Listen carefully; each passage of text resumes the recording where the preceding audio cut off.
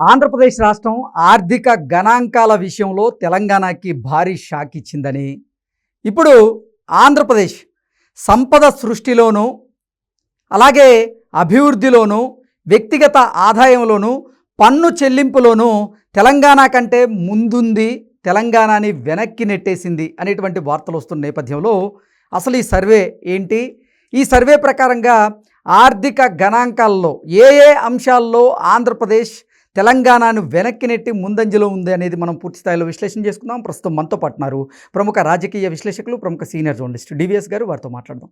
Sir నమస్తే. Sir నమస్తే.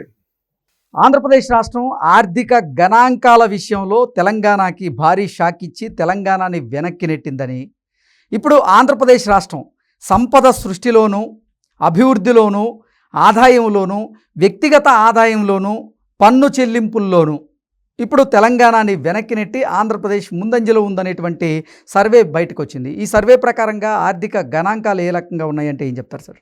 అంటే రెండు తెలుగు రాష్ట్రాలు, ఒకప్పుడు తెలంగాణ సంపన్న రాష్ట్రం అన్నారు, ఆంధ్రప్రదేశ్ అప్పుల ఊబిలో కూరుకుపోయింది. రాష్ట్ర విభజన సహేతుకంగా జరగలేదు. ఏది విభజనలో పాటించినటువంటి ప్రమాణాలు సహేతుకంగా లేవు. భౌగోళికంగా కొన్ని విభజించారు, ఆదాయపరంగా కొన్ని విభజించారు. ఇలా విభజనలో జరిగిన నష్టం నిజంగానే ఆంధ్రప్రదేశ్ ఇప్పుడు అధిగమిస్తోందా? విభజన నష్టం కన్నా జగన్ సృష్టించిన నష్టం ఎక్కువ అన్నారు ఆయన పరిపాలన. అట్లాంటిది వాటన్నిటిని తట్టుకుని ఇవాళ ఆంధ్రప్రదేశ్ నిలబడుతోందా? ఇప్పుడు మీరు చెప్పినటువంటి ఆ గణాంకాల ప్రకారం చూస్తే మరి ₹1,00,00,000 కన్నా ఆదాయం ఎక్కువ ఉన్నాడు. ఆంధ్రప్రదేశ్ మరి సౌత్ ఇండియాలోనే టాప్ అంటున్నారు. ఇప్పుడు దాని విషయానికి వచ్చేసేసరికి అసలు తెలంగాణ జమ్మూ కాశ్మీర్ కన్నా వెనుకబడిపోయింది అంటున్నారు. ఇప్పుడు జనరల్గానే రియల్ ఎస్టేట్లో ఫ్లాట్ కొన్నారనుకో, ఏది కదిలిచ్చినా ఏ ఫ్లాట్ అయినా నీకు 1,00,00,000-1,50,00,000 ఉంటుంది. కాకపోతే ఇక్కడ మరి తెలంగాణలో కొన్నాళ్ళు వాటిని మరి ఓపెన్ చేయటం లేదా, డిస్క్లోజ్ చేస్తున్నారా?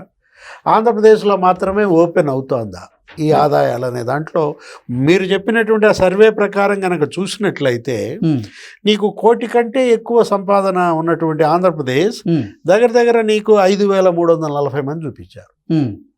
అంటే ఆంధ్రప్రదేశ్ రాష్ట్రంలో ఏడాదికి 1,00,00,000 పైన ఆదాయం కలిగిన వాళ్ళు 5,324 మంది ఉన్నారంటారా? అంతమంది చూపించారు, 5,340 మంది. ఇప్పుడు దగ్గర దగ్గర నీకు వచ్చేసేసరికి తెలంగాణ వచ్చేసరికి ఎంతమంది? 1,260 మంది అంటున్నారు. అంటే 4వ వంతు. ఎక్కడ 5,340, ఎక్కడ 1,260? ఇప్పుడు దీనిలోకి వచ్చేసరికి నీకు తమిళనాడు టాప్. సౌత్ ఇండియాలో వాళ్ళు 6,288 మంది చూపించారు.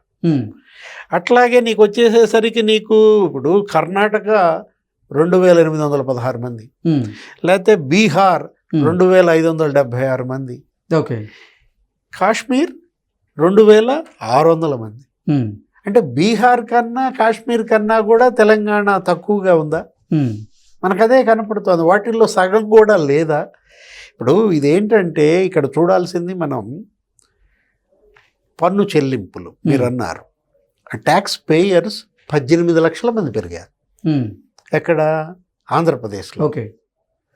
ట్యాక్స్ పేయర్స్ 18 లక్షల మంది పెరగటం, ఆ దీంట్లో నువ్వు తీసుకున్నట్లయితే, నేను ఆర్బీఐ గణాంకాలు చెప్తున్నాను, ఇదేదో మామూలు వేరే అంశాలు కాదు. తెలంగాణ 20వ స్థానంలో ఉంది. అరే ఎక్కడ ఆంధ్రప్రదేశ్, ఎక్కడ తెలంగాణ? తెలంగాణ అసలు 20వ స్థానానికి పడిపోవటం అంటే అసలు నాకు అది ఊహించనటువంటి అంశం. 18 లక్షల మంది ఆంధ్రప్రదేశ్లో పెరిగారు. మహారాష్ట్రలో ఎంత? 14 లక్షల మంది. ఉత్తరప్రదేశ్ 13 లక్షల మంది. గుజరాత్ 9 లక్షల మంది. సుమారుగా చెప్తున్నాను. ఈ జాబితాలో నువ్వు తీసుకుంటే తెలంగాణ ఎన్నో స్థానంలో ఉంది? 20వ స్థానం. అంటే ఇప్పుడు ఒకటి మనం తీసుకున్నటువంటి జాబితా అటు అభివృద్ధి, లేకపోతే మీరన్నట్టు సంపద సృష్టి, ఆదాయం, వ్యక్తి నిజ ఆదాయాల పెంపు, ఇది ఒకటి జీవన ప్రమాణాలను మనం తీసుకోవాలి. ఇప్పుడు నీకు పొదుపు శక్తి ఎప్పుడు పెరుగుద్ది? ఆదాయం దండిగా రావాలి, కొనుగోళ్ళు దండిగా చేసినా నేను గనక పొదుపుని ఎక్కువ చేయగలిగితే నిజ ఆదాయాలు పెరుగుతాయి. ఇప్పుడు ఇది సంపద చక్రం. ఇది వెల్త్ సైకిల్లో మనం చూస్తామన్నమాట. అంటే ఒకటి 2 తెలుగు రాష్ట్రాల్లో ఆదాయాలు నాకు తెలుసు ఒకటే. మరి పన్ను కట్టే వాళ్ళ సంఖ్య తక్కువ ఉందంటారా? పన్ను ఎగ్గొడుతున్నారు. అది చూడాలి. అదేంటి అది మరి అక్కడ ఉన్నటువంటి ఐటీ శాఖ మరి దాడులు కూడా చేస్తున్నారుగా. ఇప్పటికప్పుడు పెద్ద ఎత్తున దాడులు కూడా జరుగుతున్న నేపథ్యంలో అంటే ఇది దాడుల్లో చూడాల్సింది కాదు. సార్, ప్రభుత్వ కార్యక్రమాల అమలు, సంక్షేమ పథకాల అమలు, నెక్స్ట్ అవినీతి కుంభకోణాలు, 3 కోణాల్లో మనం చూడాలి. అవినీతి కుంభకోణాలు అటు ఆంధ్రప్రదేశ్లో కన్నా తెలంగాణలో కూడా భారీగా జరిగాయి. ఇప్పుడు 10 ఏళ్ల కేసీఆర్ పాలన అవినీతిమయం అన్నారు. ఏది అసలు నీకు గొర్రెలు కూడా స్కామ్ అన్నారు, కొత్తగా బయటకు వచ్చింది. ఇప్పుడు దాని మీద ఏదో జరుగుతోంది, రిపోర్ట్ కూడా ఇచ్చినట్టున్నారు విజిలెన్స్, ఏసీబీ. ఆ గొర్రెల పంపిణీ ఎందుకోసం? పేదల కోసం. పేదరిక నిర్మూలన భాగంలోగా గొర్రెల పంపిణీ చేస్తే ఏం చేశారు? అసలు గొర్రెలు కొనకుండానే కొన్నట్టుగా బిల్లులు చేసుకున్నారు. ఇంకా ఇప్పటికీ తెలంగాణలో బ్రోకర్లు ఆంధ్రప్రదేశ్ వాళ్ళకి 2 కోట్లు ఏం బాకీ ఉన్నారు. అంటే స్కీముల పేరుతో స్కాములు పాల్పడ్డారు పాలకులు. అటు ఆంధ్రప్రదేశ్లో అయినదే, తెలంగాణలో అనేదే. జగన్మోహన్ రెడ్డి 5 ఏళ్ళు ఇప్పుడు అదే కదా, స్కీముల్లో స్కాములు అంటూ. అసలు ఎందుకు ఆ లిక్కర్ స్కామ్ అని ఉదాహరణ కదా. ఏ స్కీమ్ కదిలిచ్చినా అక్కడ స్కాములే. జగనన్న ఇళ్ల కాలనీలను ఏదో ఒకటి. సరే, పేదలు సంక్షేమం పక్కన పెట్టు.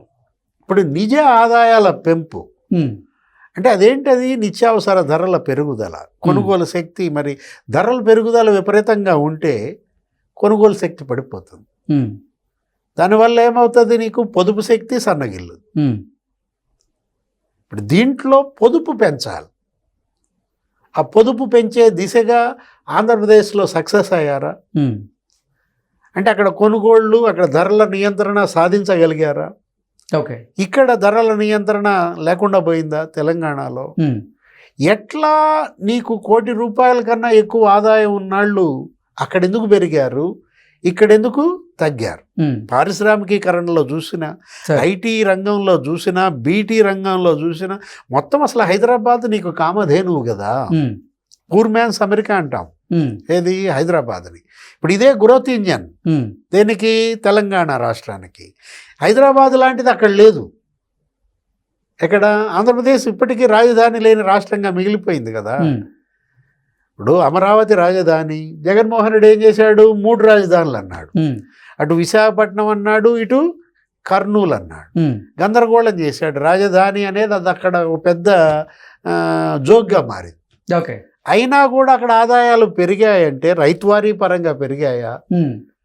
ఉద్యోగుల పరంగా అక్కడ మరి పన్ను చెల్లింపులు పెరిగాయా? ఏదైనా ఇది మాత్రం తెలంగాణకు షాక్. ఓకే. ఆంధ్రప్రదేశ్కి మాత్రం ఇది ఒక ఇమేజ్. ఒక రకంగా చెప్పాలంటే ఇది ఒక బూస్ట్. ఓకే. అక్కడ మరి పన్ను చెల్లింపులు పెరగటం లేదు. పన్ను చెల్లింపులు పెరిగితే నీకేమవుతుంది? ప్రభుత్వానికి ఆదాయం పెరుగుతుంది. ప్రభుత్వ ఖజానా నిండితే నీకు సంక్షేమ పథకాల అమలుకి నీకు ఆటంకాలు తొలగిపోతాయి. ప్రభుత్వ ఉద్యోగులకి జీతభత్యాల చెల్లింపులకు కూడా ఆటంకాలేమీ ఉండవు. గతంలో జగన్మోహన్ రెడ్డి హయాంలో ప్రభుత్వ ఉద్యోగులకి వాళ్ళ పరపతే దెబ్బతింది. వాళ్ళకు 1వ తారీఖు జీతాలు లేవు. 15వ తారీఖు 20వ తారీఖు అప్పుడు జీతాలు ఇస్తే ఈ పెన్షనర్లు లేకపోతే వీళ్ళందరికీ కూడా అసలు ఈఎంఐలు బంప్ అయ్యాయి. ఓకే. బ్యాంకులు అసలు లోన్లు ఇవ్వడం అన్నాయి. గవర్నమెంట్ ఎంప్లాయీస్కి బ్యాంకులు లోన్ ఇవ్వం అన్న పరిస్థితి అప్పట్లో. మరి ఎలా కోలుకుంది? ఏ విధంగా మరి అది ట్రాక్లోకి ఎక్కింది? మరి ఇప్పుడు ఇది ఎందుకని ట్రాక్ తప్పింది తెలంగాణ? ఇది తెలంగాణ ఆర్థిక వ్యవస్థ నిజంగానే గాడి తప్పుతోందా? ఓకే. ఆర్థిక మంత్రులు మేల్కోవాలి. ఇక్కడ ఉన్నటువంటి వ్యవస్థ ఇవాళ దీన్ని నిలబెట్టకపోతే భవిష్యత్ పరిణామాలు పెనుముప్పు పొంచి ఉందన్నమాట. Okay sir, thank you so much.